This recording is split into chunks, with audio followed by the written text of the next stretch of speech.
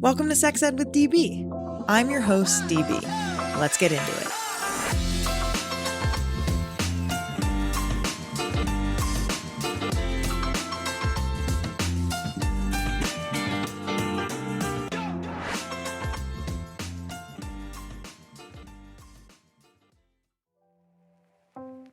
Magic Wand's story begins in 1968, a full year before we landed on the moon and about 6 months before bell-bottoms were trendy the first time.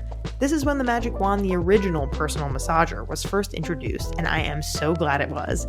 No one expected that this unassuming device would soon become one of the world's most recognizable products. The Magic Wand Original exemplifies the phrase icon, and now it shares the spotlight with 3 equally impressive models. Magic Wand Plus, a corded variable speed massager, Magic Wand Rechargeable, a cordless multifunction device, and the first ever Magic Wand Mini, a new, compact, adorable, rechargeable massager. Every product that bears the Magic Wand name features the legendary power and historic pleasure that took the world by storm more than half a century ago. My personal favorite Magic Wand is the original. They sell millions every year, and for good reason. It's powerful and brings so much pleasure in all the right places. Want to get a discount on this amazing powerhouse? Go to sexedwithdb.com/magicwand to learn more.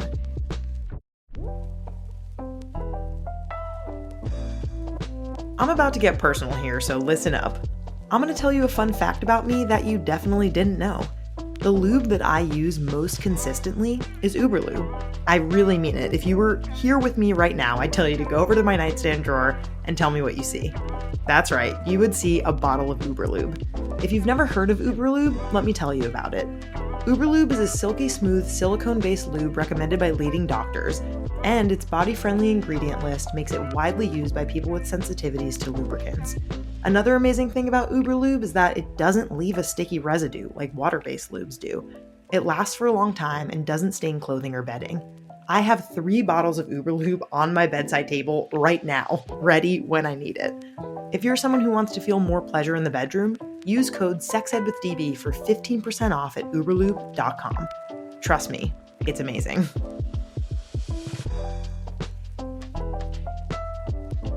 Are you falling into a pattern with your partner? Looking to spice things up but aren't sure how? Me and my partner exit our ordinary with Lion's Den. Lion's Den has hundreds of your favorite brands to help you and your partner reconnect or try something new. From novices to dungeon masters, there are products for every comfort level. With 50 plus years in business, Lion's Den is here to help. Can't make it to a local store? Shop online and chat with a customer service team member while you shop. Lion's Den offers our listeners 15% off in-store and online using code SEXEDWITHDB at lionsden.com.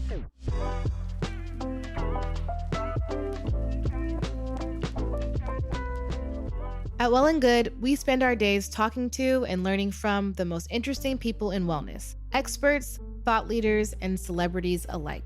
Now, we're inviting you to join the conversation on our podcast, the Well and Good Podcast, where we discover the wellness that fits your unique frequency. New episodes of the Well and Good Podcast can be found weekly on Wednesdays. Tune in with us wherever you get your podcasts.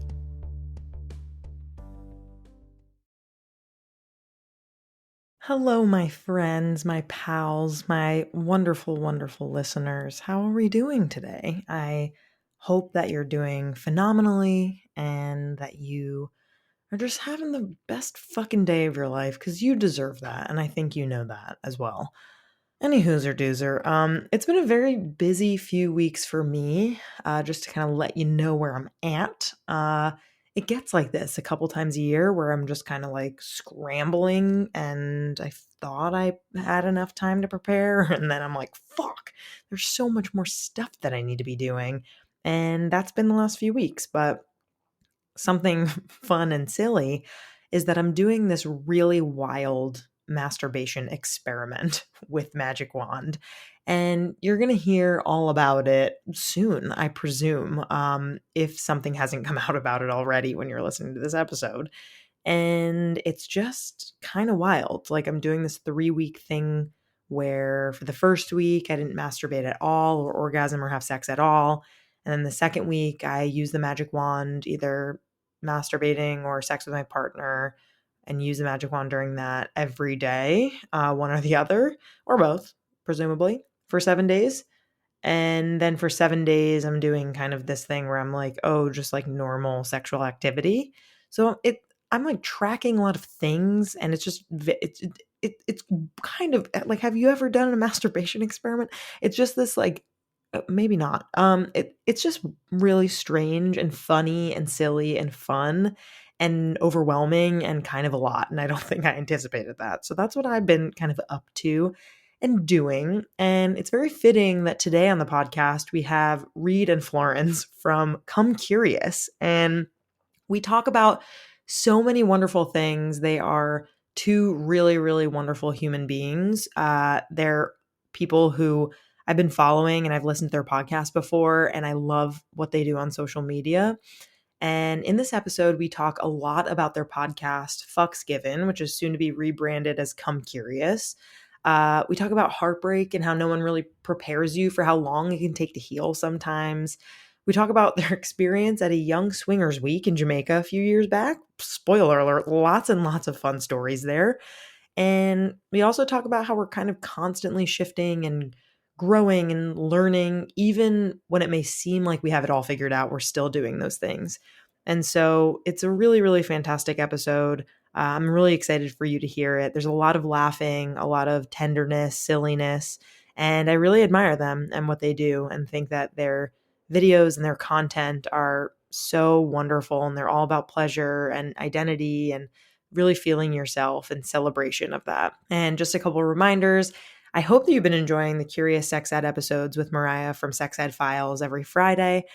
This week is the third and final episode that you can hear, that's available wherever you get your podcasts, and through Sex Ed with DB. And then after that, you're going to have to tune in exclusively on Buy Me a Coffee at buymeacoffee.com/CuriousSexEd.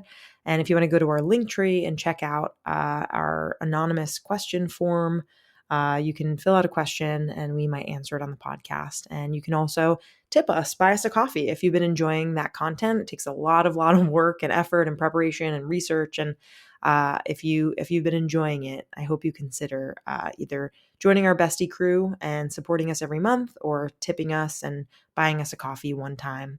And as always, I'm so excited for you to hear this episode. Thank you so much for tuning in, and I hope you enjoy. Hello, Reed and Florence. Welcome to Sex Ed with DB. How are we doing today? Hey. Hello. We've just done a great deep breath in to ground and center ourselves. We did. So after my mad day, it's my evening, but it's both of your mornings today. Yeah. So yeah, I needed the deep breath. So thank you for allowing us to do that. Of course. Anytime. I'm always happy to just take a second. I feel like nowadays I don't do that enough. I'm just kind of like, okay, Right, like absolutely gotta do this thing, and then straight on, even when I'm like fucking in the Mhm. bathroom, I'm like, okay, how quickly can I do this in order to get through Yeah. to my next thing that I need to do? It's like, how about you just sit on the toilet for a second? Like, do we ever Yeah. just That's exactly Slow it. down. Like, why when peeing becomes a chore Right, and you you're have like, to try and "Ugh, do it as quickly as possible, I'm it's tired like, of it." no. Like, remember the times where you worked in an office and going for a shit was the time that you took your time and you were making money from somebody else, and Right, you're just like sitting there like, I'm slowly. gonna take my sweet ass time. That's right. Oh, yeah. We don't do that for ourselves. don't. That's so Mm. true. I remember that Yeah. when I was in the Yeah. office. Fun times, yeah. Those Fun toilet, times, like, really taking our seconds, time, taking a yeah. shit. And you get a moment with your phone, you're like, Right. okay, right. Yeah, pretty cool that we used to do that. I mean, we should really just implement us doing that for ourselves now. Maybe that's something we can check in on each other and say, okay, are Yeah. we going to the bathroom a little slower? You know, maybe that's our check-in next time we say A hello. nice, like, Yeah. a phone toilet shit orgy. Just take our time, Exactly. breathe with it, enjoy. Yeah, what a strange way we've gotten started here today, but I'm really happy that we have. As I mentioned to you all before we started recording, I've been fans of you both for a little while now. I've been checking out your Insta, checking out your Thank you. podcast, really love your content. It's very fun and a very relatable way to really feel like, oh, like this is what pleasure can and does look like. And I think it's Mhm. very unique and very cool. So I'd love for you both to introduce yourselves and just tell us about what you do in your work. Gosh, it's such a hard thing to introduce yourself. I think when you do your podcast yourself, it's so hard like actually explaining what you do. But I'm Right. Florence, and this is Reed. Oh, we're doing that. Okay, yeah. I'm Reed, and we both created 9 years ago something called Come Curious, which started as a YouTube channel where we spoke about sex and sort of transformed and matured into what we now have is a podcast called originally Fucks Given, but we're actually doing a rebrand and we're going to call it Come Curious. Yeah, great. we're That just makes going to sense. do a rebrand, which is very exciting. So maybe when this episode comes out, we will already be Come Curious, the podcast. Wow. Yeah, as baby. well. Pretty cool. So that's coming up quick. Coming up soon. Yeah, really soon. Cool. We're very, very excited. And I guess individually, I am more in the sex worker space. I talk about kinks and fetishes because I have a fetish myself. And what do I do? I don't know. Have sex for money. Like, that's the first thing that came to my head. Kind of just an all-round online personality. And of course, we co-founded Come Curious. I co-founded Come Curious with Florence, not Yeah. I mean, I think both grammatically I think that works. But yeah. I think you can say we co-founded. Right. Yeah. But then if we co-found, does that not mean that we get a quarter each? We co-founded implies that somebody else co-founded it as well, rather than like I co-founded it and you co-founded it to make one whole. It's like, you know, it's hardcore it's maths, too early like cake for this system conversation going on right now. This is the morning. Right. It's our morning. It's your morning, evening. yeah, You're in a different zone, literally. A and different physically. realm, yeah. Yeah. Okay, let's Sorry, Florence. Oh, go ahead, Florence. I would love to hear about you as well. Yeah, so as well as doing Come Curious and hosting the podcast, I also had my own podcast for a little bit called Love High, which was more about relationships, getting over heartbreak and all that kind of journey. It started out as the How to Heal a Heartbreak podcast. So there's been quite a lot of my work that has been about breakups and healing and that own like self journey into yourself again after a relationship. But I've also just written a book that is coming out in May the 18th, called This Book Will Make You Feel Something. And it's a mixture of erotic stories and masturbation tips. Very exciting. Yeah, it's going to be so good. Cannot wait. So together, we yin and yang and create sex educational shiata. Yeah. That's the drill. I'm really into that. That's great. Wow. A breakup podcast. I feel like that there's so much that we can talk about within that. Was that like, I kind of read something on your YouTube, but can you confirm, was it kind of like based in your own breakup and then you kind of like extrapolated to like what else was going on for other people's breakups, or like what was the premise? Yeah, basically the first, like when it all started, it was me experiencing like a bad heartbreak for the first time in my life. And I was like, wow, this hurts more than I ever thought like pain could be. So I started the How to Heal a Heartbreak podcast kind of to help myself on this like healing journey. So I spoke to like a sex therapist, like a spiritual healer. My mum came on the podcast. Nice. Like all the people that are giving you like the good advice. And then from then it kind of merged into Love High, which was talking more about, you know, relationships in general and, you know, sort of more like wide topics around breakups that other people can kind of pick up and relate on as well. Yeah. Wow.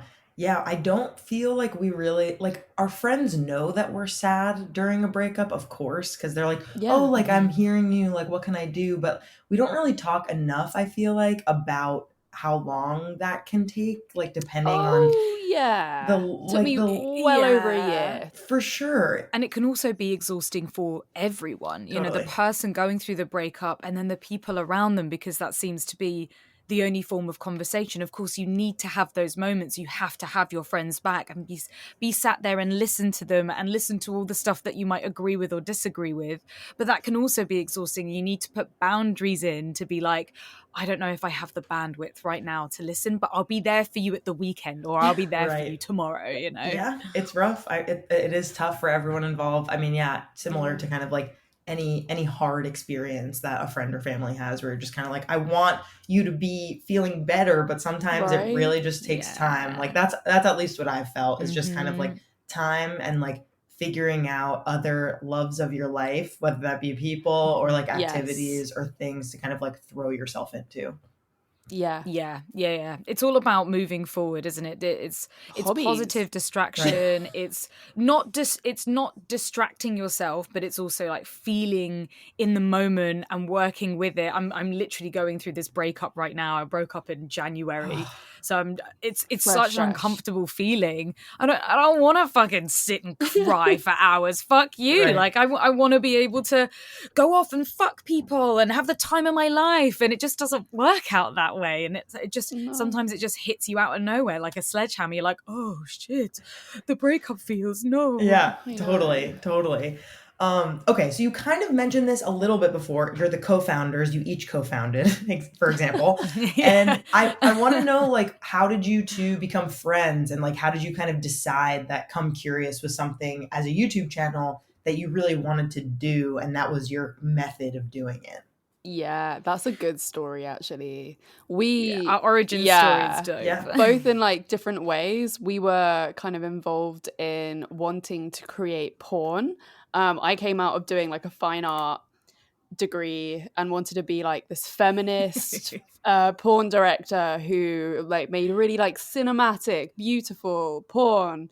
And then Reed had like a film production, it's like background. Television production and film, like, but and then I just loved porn. I knew there was a problem with it, but I loved all porn and I loved it being fucked up, and I was like, I just want to film fucking porn. Like I was like a proper lad of the situation, and we ended up meeting each other on a porn set working in London, and just sort of clicked instantly. And I was looking for a roommate, and Florence was commuting all the way from Brighton, so it was like, do you want to live with me? And it kind of just, oh my god, from day one you just felt it. How weird is that? It was so quick. And it was it was so quick. It was such like a dodgy little company as well. Like it was the seediest, like there was definitely some kind of like weird, like it was brothel-esque money laundering situation. Like it was the worst place we could have met ever, but for some reason that was like our origin story. And silver lining. Right. Once I lived with Reed, we would just sit on our sofas every night, like in our dressing gowns, and all we would do was just talk about sex, like, and all the things that we had like hang-ups about, whether that was like hairy nipples or discharge or like the kinks that we wanted to try. And we basically like normalized all these things by talking about them. And kind of, I think because we both came from the film background, we're like, maybe we should film ourselves having these conversations. I remember that conversation. It was like a light bulb moment. Film it and put it on. And this is before really anyone was talking about sex online. So we were both like, oh no, like YouTube that's kind of weird. That's kind of lame. Let's try Vimeo. But we ended up sticking with, because YouTube just had such a huge audience and it was growing then, and ended up putting these videos of just, unfiltered, unedited, of us just talking about sex and trying, we've learned so much since then. Looking back at our original videos, we're like, I can't believe we fucking said that. Jesus. But it was like 9 years ago, right? I mean, like, things are very 9 years ago, and of course, and they shift and change. If you don't cringe, then you haven't grown as a person. So you haven't learned how to do things differently. So we just couldn't believe the feedback we were getting from these videos that we were putting up, and we were just building followers and building comments, and the appreciation we got, and the Tumblr posts. We were massively on Tumblr as well, with like doing the ask me thing, answer like agony aunt style questions. That was like a big part of it at the beginning as well. Yeah, but R.I.P. Tumblr, that's dead to us now. So sad. I know, it's rough. People really did and still kind of do like really love it, especially for porn and sexy stories and all of that. Yeah. Well, you can't. I still get the odd email through being like, "This has been removed from your Tumblr." I'm like, "Oh man, that's years ago." But we really noticed that we were helping people, and we were like, wow, we just have to do this. And of course, I think for the first at least like maybe 5 to 7 years, we just didn't earn any money from it. It was something we did in the on weekends. the side. Yeah, Wow. weekends and evenings around our other jobs. We gave up so much time for them, and it was cool when we started getting sent free sex toys Right. and like free like bondage That's the apparatus and beginning stuff. when you get But sent stuff and you're like, oh my God, what's the beginning, like, happening oh, here? Yeah. until you realize that you can't fucking pay your bills with Correct. sex toys. You can Right. try, but it never goes down Right. well. And we actually started creating a business and getting sponsorship and saying this now, YouTube AdSense, what's it called? Like the ad revenue is disgraceful. Oh, Like I think even though we were getting millions of views, right. like over per video, we were still earning something mad like Yeah. $60 a month, and that's split between us Really? both. It's Yeah. insane. I looked at our YouTube channel like overall views the other day, and we have had over 43 million views on our YouTube channel. Shit. And we earn like Wow. maybe $90 a month on it. That's so yeah. surprising. Yeah. Is it? It's Sex fucking YouTube, content. and they Oh, this is it? sex content. Okay. They love to censor the shit out of Right, us. right, It doesn't right. matter what we say or how educational it is, how many course. people we help. They're still like, but no, this is bad. We need to get rid. We need to delete your videos and get Right. rid of your Of thumbnails course, and of like course. hide all your content. But I feel like I've seen TikTok videos, which like who knows if they're lying. I thought they were real, of talking about how like YouTube is one of the better platforms to gain ad dollars on, comparing all of them, like comparing like Instagram and Facebook and all of them. But maybe that's probably true if you're not doing sex content. right, of course. I'm Yeah. definitely not a stranger to getting my content suppressed, deleted, my shit just completely rocked, shadow banned on every platform I've ever been on. So totally feel you, and it's very shitty. But the fact that you have such a big following on YouTube and you're still getting fucked in a bad way by the platform to not get the money you deserve. It's really hypocritical because in the very same, it was like a couple of months, we were nominated by YouTube as it was like what was it called? It was like for International Women's Day, or like we were like the featured female creators at this YouTube event, and in the same month, our whole platform was demonetized. Yeah. They just went, oh no, we're getting rid of any that, type dude. of They monetization on your.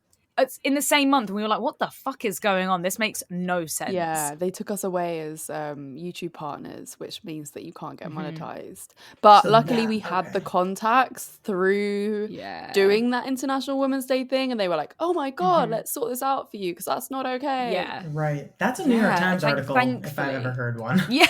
It's just kind of like, watch YouTube, like, you know, put me up on this pedestal and give me a fucking trophy, and then in the same breath take rip me away down. my money and my livelihood. It's just kind of like, okay, this is fucking bullshit. Yeah. So we don't really bank on YouTube anymore. Right. That's just the place to hold our videos. And it's the same really with Spotify and Apple Podcasts. They're along the same vein. We get really no money from them. The only way we actually can keep this up is through Sponsors. sponsorship. Same But that's for still me. really fucking difficult. Yeah. Yeah, it's and especially right now when we're going through this economic crisis, when there's recessions going on, when everyone's still dealing with the COVID and lockdown, it's still really hard to actually get an income and what we deserve, and even just to stay afloat. It's been a roller coaster. We're still doing it though. We're still kicking. You definitely are. I mean, you clearly have like such a large and really loyal and dedicated following. And I feel like that's the ticket, right? Like, obviously you need to have like, same with me, like sponsorships and like ways to pay the rent. But if you have people who are going to like support you, be there, love your content through and through, that's it, right? Like, as long as you have the audience who's like really interested in what you're saying, and like you build that base that feels like kind of that like whatever parasocial relationship where they're like, oh, I feel like I know you. Like, it feels like, you know, I really admire you for the work that you're doing. And that's what you all have done. And that's like a very hard thing to do and to maintain and keep up. Yeah. Thank you. Yeah. Okay, speaking though of your YouTube, I want to talk about a series that you all did. I believe it was like 4 years ago or maybe even more, but it was about Young Swingers Week. And I want to know Oh, yes. I want to know all about this. I feel like, especially in my like friend groups, and like I feel like I turned 30 and everyone was like, all right, are we fucking each other or what? Like, I feel like I feel like everything, it's very much just kind of like the shell has been broken about like, okay, like let's open up our relationships and let's talk about this and let's, and I feel Yeah. like Young Swingers Week like really fits into that idea. And I wonder if you Yeah. could tell me, like, what is that? What did you do when you went there? Like, tell me all about that experience. I mean, it was a magical 10 days of debauchery. was. It was so good. Although So we were lucky. Although I was not single at the time, I was in a monogamous Oh, relationship and could fuck. not fucking enjoy Yeah. myself. But I like enjoyed Mm. myself through Reed's experiences Right. and a lot Yeah. of solo sex in my hotel room. Amazing. Yeah, and things got tight between Florence and I. There were some moments where it was like, oh shit, it's time to leave now. Like, Right. and being next door and having threesomes, and Florence is like hearing me have threesomes next door. Like, sorry, Florence. Yeah. So we were invited by the hotel to kind of come and vlog the whole experience, which was very cool because it's in Jamaica, and we were like, okay, like, Amazing. yeah, we'll come to Jamaica to go to a sex course. hotel. We had no idea what to expect. This is the hotel's called Hedonism 2. That's the and the name actual of week the that hotel?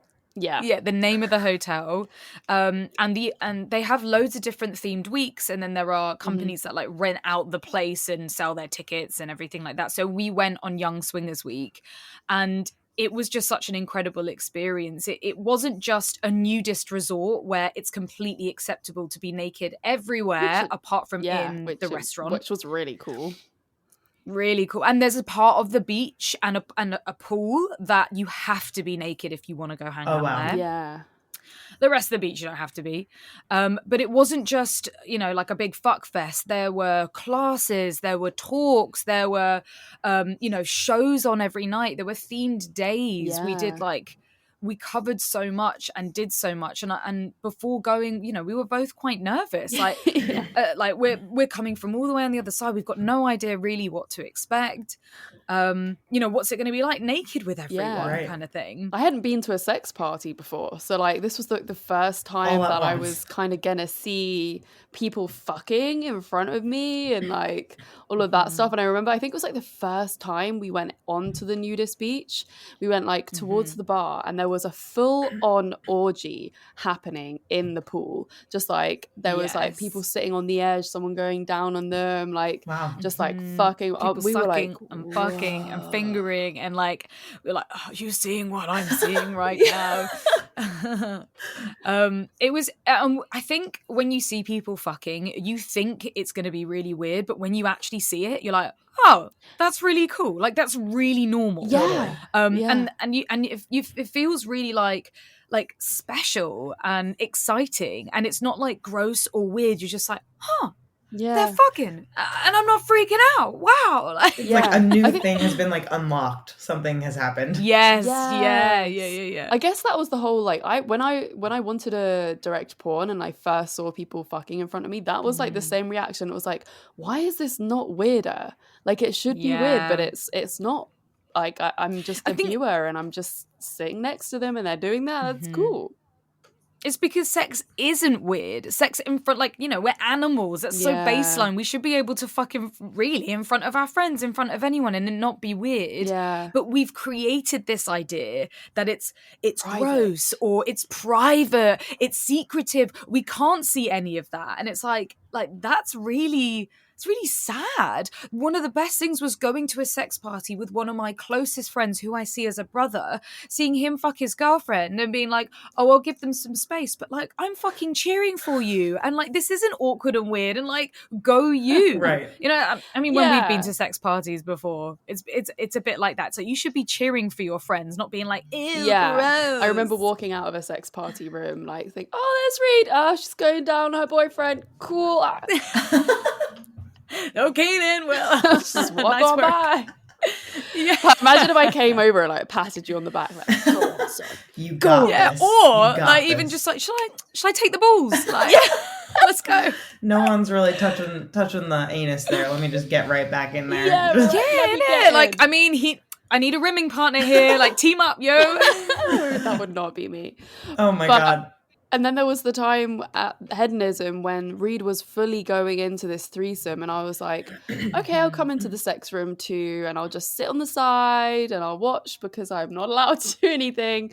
But like Reed was like, there was 3 people. I think there was one person like sucking each It of your started as a couple, feet. and then another person joined. Oh my god, yeah, the foot action I got, I was like, man. And then you started like moaning and stuff, and I was like, time for me to go.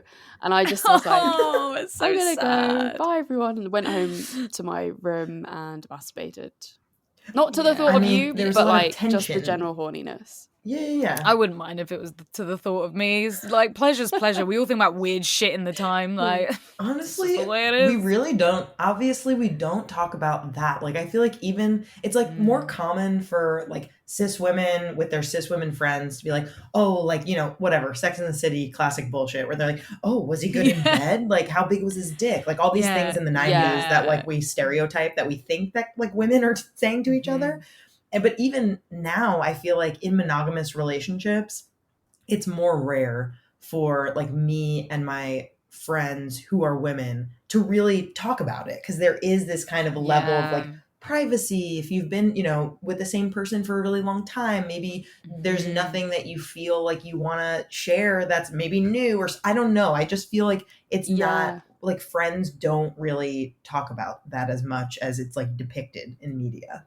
Yeah. Apart from us. Yeah, it's apart from you. Yeah, apart from us. I mean, this is why we connected, because we not only did we have less of a social barrier when it came to sex, but also we were so excited to learn more. And you know, we like now we realize that the more something is uncomfortable to talk about, the more we should be talking about it, the more we should be pushing that boundary and that barrier and learning and like de-shaming ourselves. Like a lot of why we're so secretive around our friends is because we're afraid of being judged, or we haven't accepted it ourselves. I mean, for how many years did I tell you every single fantasy, Florence, except I wouldn't talk to you about my tickle fetish? Because I hadn't accepted it fully myself, and I couldn't get my head around it, and I barely even spoken to my boyfriends about it, and now I can't fucking shut up about it. I want to hear about it. Can you tell me about it too? So I have a tickle fetish. Yay. I feel like I meant like AA, like hi tickle fetish. I got a tickle fetish. A fetish is different to a kink. I think a lot of us have kinks, but not everyone has fetishes. Fetishes are more common in men because men's arousal is based on visuals, but women's arousal is based on mental stimulation. And trying to cut this down quick. A fetish is something that is fundamental to your pleasure. Most people with a fetish cannot achieve an orgasm without thinking or doing that thing. So you can't control what fetish you have. You can't control what other people's fetishes are. It normally happens from a situation or a circumstance when you're younger that becomes an obsession and then turns into something sexual. So yeah, I have a tickle fetish. I can't figure out if it's a fetish or not, or if just like an extremely strong kink, bondage. And I'm also really into CNC, which is consensual, non-consensual play. But that all fits very neatly into my tickle fetish. And I'm actually hosting my tickle fetish party this Saturday. So I'm very excited. Exciting. I'm assuming that's in the UK, or is that international? Yeah, okay. That's in London. If anyone's going to be in London and wants to come along, find me on FetLife, where I normally post the events. And everyone is vetted to make sure everybody's safe, and like, you know, security questions. No, I mean like safety questions. And it's just like-minded tickle fetishes meeting each other, because when you have a fetish, there is so much shame and embarrassment around it, and you genuinely think you're the only one. You're just like, I can't even imagine other people feeling the same way. Until you learn to accept it within yourself, you're always going to feel weird or strange. Putting it on my dating profile changed my whole life, not just my sex life, but changed my whole life, and I'm just so much happier accepting that part of me. That's so wonderful. And also, I don't know if either of you have read the book Arousing History of Sex by Rachel Feltman. If you haven't, highly recommend it. She uses like history and science to just talk about all of these aspects of sex and sexual health. And some of them are like really funny and silly and weird, and some of them are just like true and just good to know. and she has a whole chapter in there on kinks and fetishes. And of course, as a sex educator, like I logically know this, but when I read it, it's so much better to read when she says, if you think that you're weird and you're the only one that has had that kink fetish kind of preference, someone else has thought of that already. Like someone else has thought of it, done it, filmed it, fucked it, everything, reverse fucked it. Like it's been done, and it's been stranger or weirder or more different than you even think. And so like just know, like exactly what you said, Reed, like someone else and probably multiple and maybe like thousands and millions of other people feel the things that you're feeling and thinking. And even if they're like not as common, who cares? Who cares? Yeah. I mean, think about the film Crash. There is a literal film about people getting turned on by car crashes. And if it is in the mainstream, like there is just so much about car crashes as well. It's so fucked, but it's so beautiful and exciting. Like wild. I don't think I've ever seen that film. It's really good. I mean, I didn't appreciate it when I saw it when I was younger because I was expecting like people fucking cars. But once you get over that and you watch the actual film itself, you're like, wow, this is actually cool. Fascinating.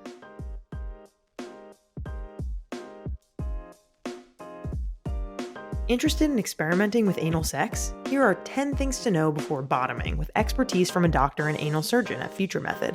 Number 1. Lube is a bottom's best friend. Nothing beats the slickness and endurance of silicone. Number 2. There are many types of lube out there, but not all of them are great for your butt. The 3 types you should avoid are warming lubes, desensitizing or numbing lubes, and spit. Number 3. There's a proper way to stretch your hole before your bottoming debut. People talk about introducing toys into foreplay and self-play, but they also serve a very important purpose: dilating and maintaining your hole, both to aid opening and strengthening of the skin and muscle, so that you can maximize your pleasure and minimize your risk of injury. Number 4. Douching with water or enemas isn't good practice. Enter the Future Method Anal Douche Powder Packs, a first-of-its-kind solution you can take on the go to help you feel confident and ready before you bottom. Number 5. It's not only okay to speak up, but it's imperative for the health and safety of everyone involved. While initial discomfort may be present, if anything hurts, stop. Want to hear the rest? Go to futuremethod.com to learn more, and don't forget to use code SEXED for 15% off their amazing products.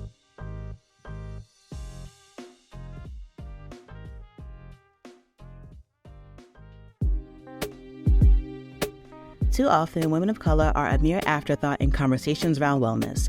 Hosted by me, Dr. Cassandra Dunbar, Be Well Sis is a wellness podcast where women with diverse expertise and experiences have open and honest conversations that aim to make wellness more inclusive and accessible.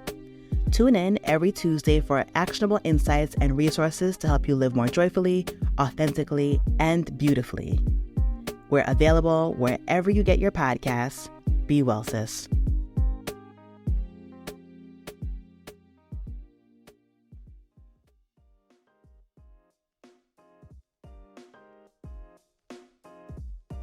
Let me tell you about one of my favorite pleasure product retailers out there, Lion's Den. If you haven't heard about Lion's Den before, I can't wait to tell you about them. Lion's Den opened its first retail facility in Columbus, Ohio in 1971. That's right, over 50 years ago. Since then, they've grown to more than 50 outlets throughout the US, building their reputation on high-quality products, low prices, and a knowledgeable sales staff who can help you find the perfect toy.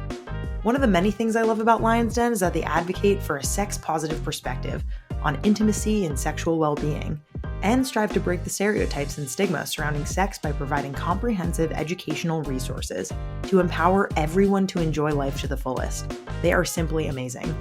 Lucky for you, Lion's Den is giving my listeners an exclusive discount of 15% off your purchase, in-store and online with code SEXEDWithDB at lionsden.com. What are you waiting for? Get your amazing Lion's Den toy now.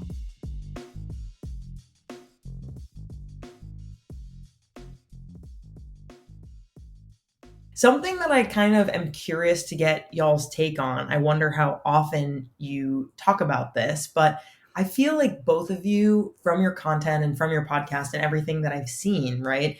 There's this like self-awareness and this comfort that you both kind of imbue in your own skin and your bodies. And there's like this amazing tangible confidence, like it's palpable, like I can feel it coming through the screen when I'm looking at your stuff. That's lovely. And it is, it's true. And I wonder, like, if you could each share something, whether it be about, gender, identity, sex, partnerships, anything that you feel like you're still figuring out and still kind of needing to do some work on. Oh gosh. The deepness. Yeah, there's the deepness. so much. I feel like there's so much. There's always new learnings. And as much as like someone exudes confidence and stuff through the screen, like, yes, there are things that I have become super confident about, but then there's also so much more that I'm still picking apart. And I think even when it comes to body image, I still have days where I'm like, like, why are my thighs bigger than they were like a few months ago? And I'll look back at, like, the worst thing is looking back at old photos of yourself and thinking that you looked more attractive, like even just a month ago. And it's like, why am I like, why do I feel that way about myself? It's literally me. I'm literally thinking, wow, you looked so good back then, but I feel so shit right now.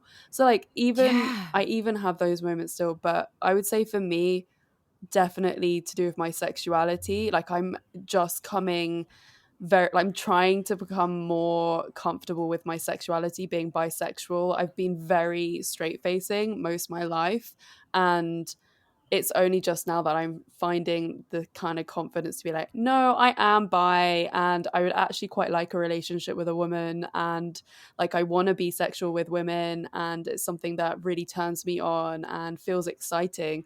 But I'm shit scared of it. I find women terrifying. I'm like, men are so easy. Men are so fucking easy. We know how to flirt. We know how to date. We know how to fuck. When it comes to women, it's like you feel like a teenager again. You've got no idea. I'm trembling in my boots. Yeah, That's really real. I think I have a theory, and then Reed, I really want to hear yours as well. But I have a theory about especially people who, are open and like are especially in this work, that like sexuality is going to shift like every couple years. Like as there are like new understandings of like who we are and what that means and how we do or do not want to use a label to identify that, like whether or not the label is there, like I think the way in which we view ourselves is constantly changing and also changes slowly over time. Yeah. And we have to accept that. We have to be okay with the change and just let it come. I felt what's it called? Like fuck, what's the name when you're not feeling like, I'm pansexual. I know I'm pansexual, but today I felt imposter syndrome. Like I let I got the imposter syndrome today. I felt like I let the pansexual team down today because there was a girl, she was there, like she's hit on me a couple of times, and when I told her that I had a date tonight, she's like, oh, guy or girl? And I was like, oh, a guy, like I'm just really looking for some good fucking dick at the moment. And I got this feeling from her that she was like disappointed, like, oh, okay, well, have a good day. And then I was like, but no, I do want to fuck women, I do fancy women, I fall in love with women. It was like in my head I was like, but I promise you I'm pansexual. And I had that moment of like, whoa, it's okay to really want dick right now. That's okay. You don't have to prove it to anyone. Totally. You could go through your whole life only wanting dick and still being bisexual or pansexual or curious. Right. It doesn't have to be, you have to prove it. You have to have the evidence there. I think being bisexual is one of the hardest sexualities in a way, because you're just like, you feel constantly judged by both sides of the coin. And you're like, it's not enough. It's never enough. Exactly. You're like, I'm not gay enough, or I'm not straight enough. And like, where does that go? Or you're just greedy. Or you're sexualized by all the men that you ever date. And they're like, well, if I fuck you, we're going to have threesomes and we're going to do this. Like, that's happened to me so much recently, and I'm like, I don't know, like, I'm sorry, that's shitty. That's just not what I want right now, man. I think I'm trying to figure out at the moment, like, where I stand with sex and what I'm using sex for. Definitely after a breakup, I've gone through that big like fuck everything, that goddamn moves phase, and still cry afterwards. And I'm really learning how to feel comfortable on my own. Like that's tough. I'm really struggling with that. I had a really good therapy session today, and I think a lot, like, it's just trying to get comfortable, like sit in the uncomfortability and get comfortable with the idea of going on a date and going home alone at the end of the night, and not continuing and not over drinking or over drugging to kind of hide and mask all of that feeling, and actually just be comfortable on my own. I mean, you never stop learning. Like, as much as we exude that confidence, I'm still at home alone going like, I don't want to be alone. Like, I love myself, but what, I don't like my own company? You know, that's a real head fuck. Like, I really struggle with that. I always have done. So yeah, doing a lot of work on myself to feel comfortable on my own, and I still fuck up, and I'm still obsessed with dating apps, and I still want to book in like fucking like dates in every night of the week to feel less lonely, you know? And so I just need to take a fucking breather and just start to look forward to going home alone at the end of an evening, and not have to fill it with like vapid fucks. That's totally fair. I mean, I think like an interesting thing, just so I'm not just putting you two on the spot, and I can share something as well. So I live with my fiance. We've been together for about 6.5 years. And we, for most of the time that we've lived together, have just lived in like a 1-bedroom apartment. Like, we lived together in San Francisco, and then in Brooklyn, and then in Oakland. And we recently moved into like a co-op. And it's really interesting because like we live in our own 1-bedroom apartment that's on the property of this co-op, but we see like 15 different people every day. And it's really fascinating. Like, Reed, you're talking about like, okay, like, you know, what does that look like for me to be, you know, going on a date, but then like going home alone and like not being like, not okay with that, like just living with that and just being fine with my own company. And I think like there are a lot of like monogamous couples here, but it really has like like living here for the past couple months has really shifted the idea of like what aloneness really looks like. And like when we can just be like in the company of like a couple other people, it does feel like a lot less lonely, and it just really makes life like a lot richer. And it's just really like like speaking of like breaking open the shell, you know, like before, like it really has broken open the idea of like, well, when you're a monogamous couple and you get married, then you just go in your fucking house and you buy it, and then you just fuck off for the rest of your life, and then you have kids, and then you die eventually in this just little box. And it's kind of like, I maybe still want that eventually. And that doesn't have to look like that, of course, but it is a very like interesting thing, and it adds a lot of dynamics to our relationship, and it's really cool to see. This is why I befriended all of my neighbors. I was like, I have to be best friends with them all in case I'm scared and alone. They actually helped me out this morning because I got locked out, always the way. But you can still feel excruciatingly lonely surrounded by That's people. totally true. You know, you can still feel lonely with your partner that you live with. It can feel really isolating. You can be in a room, like a party with all of your best people, and still feel lonely. And my therapist was saying that's because your needs aren't being met somewhere.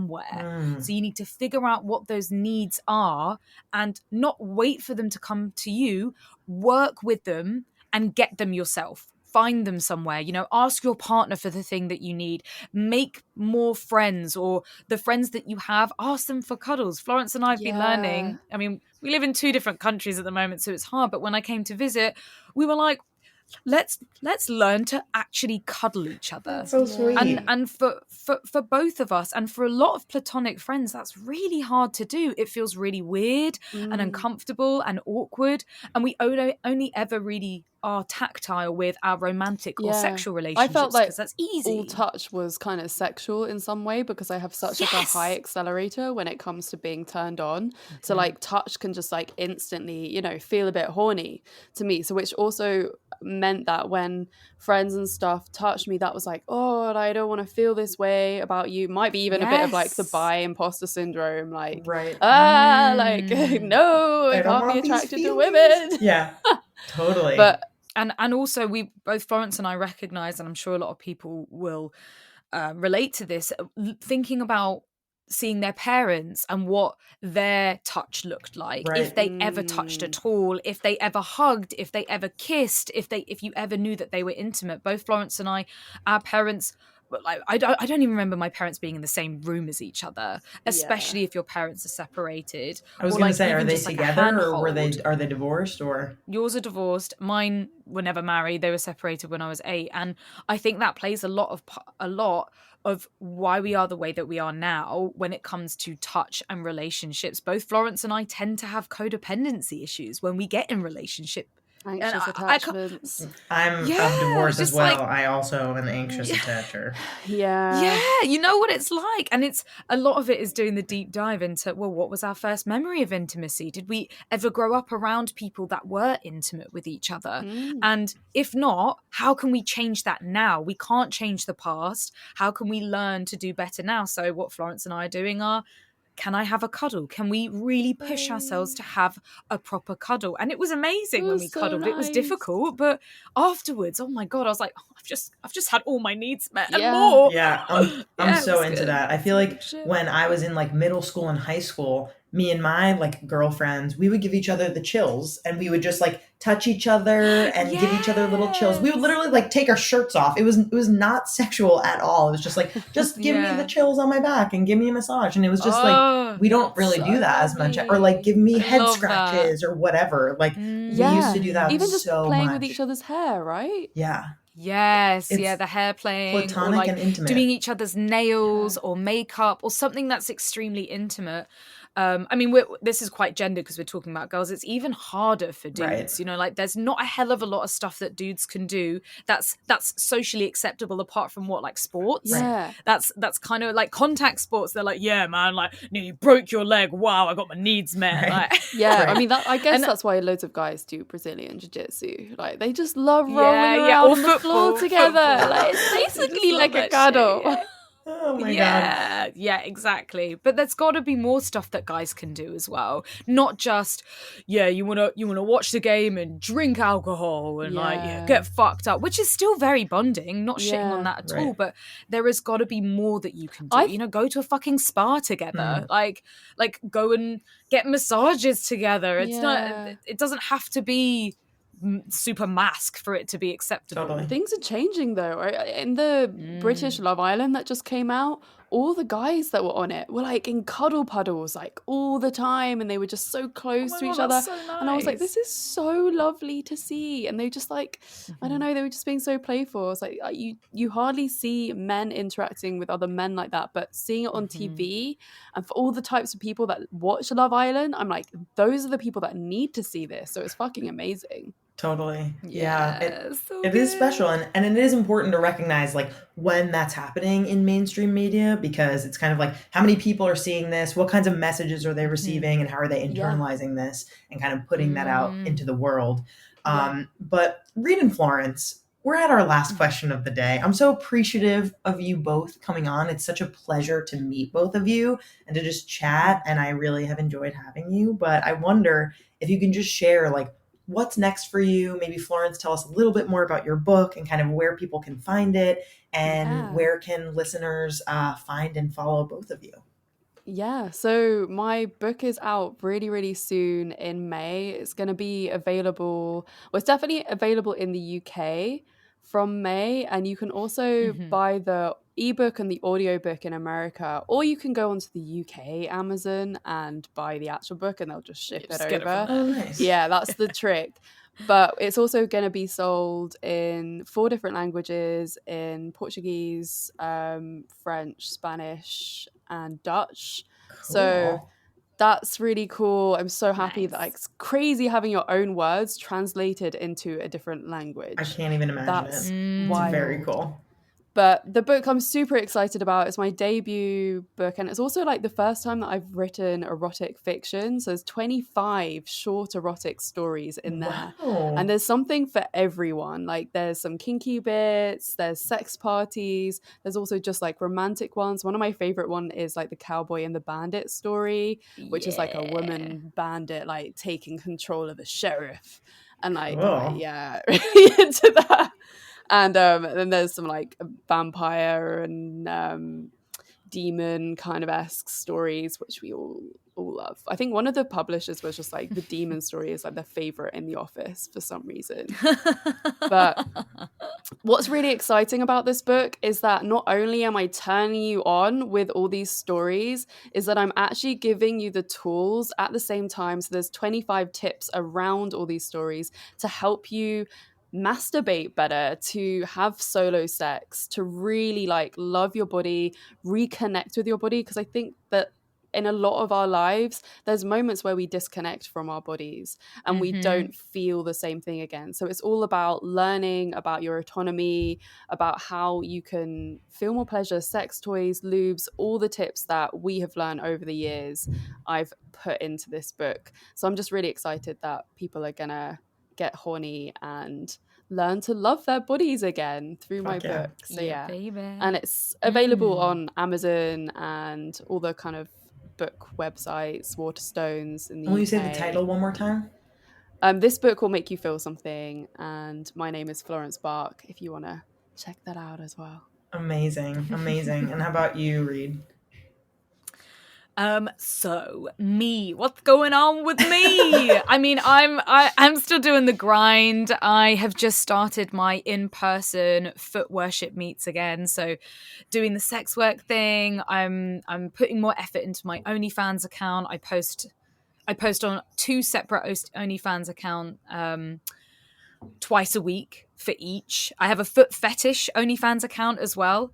But obviously sign up to both of them because they're both amazing. And anyway, so yeah, foot worship sessions, tickle sessions, and dominating sessions. Fly me all over the world. I'll come there. I've got my tickle parties going on, and there's something else that's exciting. I can't remember what it is, but please follow me on Instagram at Reed Amber X. I'm actually Reed Amber X on OnlyFans and everywhere, but there's a link in my bio to everything. Amazing. Yeah. And of course, our podcast. Our podcast is just about to go through a whole rebrand. Yay. Yeah, our gorgeous baby. We post episodes every single Thursday. And we also have vlogs and and stuff on YouTube, so they're fun to check out. You can find out more.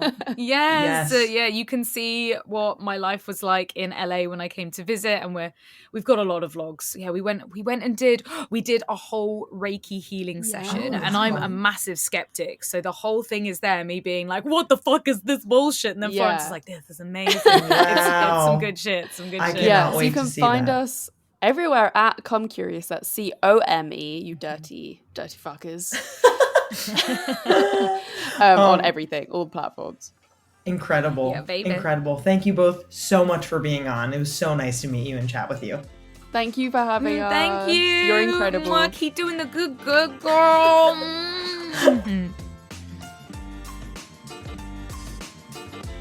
Our creator, host, and executive producer is me, Danielle Bezalel. Our producer and communications lead is Catherine Cohen. Our associate producer and communications coordinator is Sadie Luigi. Our marketing coordinator is Kate Fiala. Our music theme is by Hook Sounds. Thanks so much to our featured guests, partners, and listeners. Want to partner with us? Email us at sexedwithdb@gmail.com. For more sex ed content, follow us on Instagram at sexedwithdbpodcast and on TikTok at sexedwithdb. For exclusive content and to submit an anonymous sex ed question, check out my new podcast on Fridays, Curious Sex Ed, hosted with Mariah Caudillo of Sex Ed Files. Go to buymeacoffee.com/CuriousSexEd to learn more. See you next time.